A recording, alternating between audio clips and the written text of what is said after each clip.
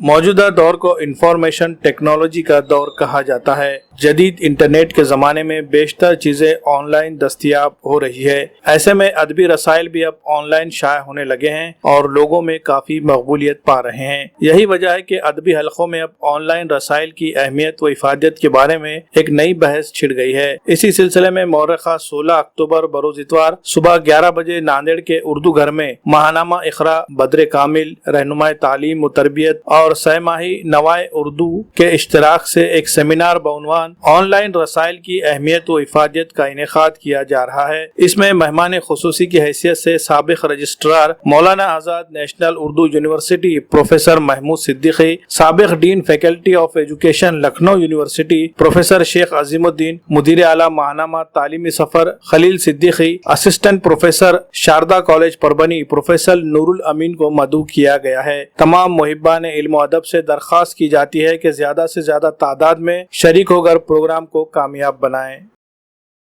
السلام علیکم سامعین، ماہنامہ اقرا، بدر کامل، رہنمائے تعلیم و تربیت اور سہ ماہی نوائے اردو کے زیر اہتمام ایک روزہ سیمینار بعنوان آن لائن رسائل کی اہمیت و افادیت کا انعقاد 16 اکتوبر 2022 بروز اتوار بوقت صبح 11 بجے اردو گھر دگلو ناکہ ناندیڑ میں عمل میں آ رہا ہے۔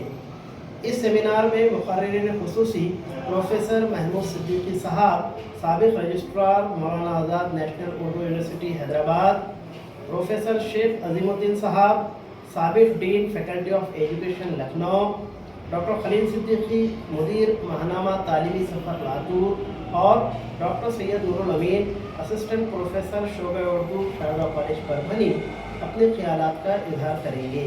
تمام محبان اردو سے اس سیمینار میں کثیر تعداد میں شرکت کی خواہش کی جاتی ہے۔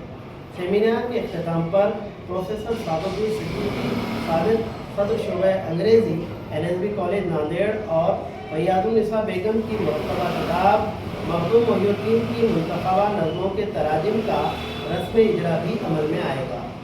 التعیان عبدالملک نظامی، مدیر اعلیٰ ماہنامہ تعلیم و تربیت ناندیڑ، ڈاکٹر ارشاد احمد خان، مدیر اعلیٰ سہ ماہی رسالہ نوائے اردو ناندیڑ، ڈاکٹر انیس الرحمان انیس، مدیر اعلیٰ ماہنامہ بدر کامل ناندیڑ، اطہر کریم انصاری، مدیر ماہنامہ اقرا ناندیڑ، ڈاکٹر عبدالرافع، سید رشید اللہ حسینی معروف اور طاہر حسین۔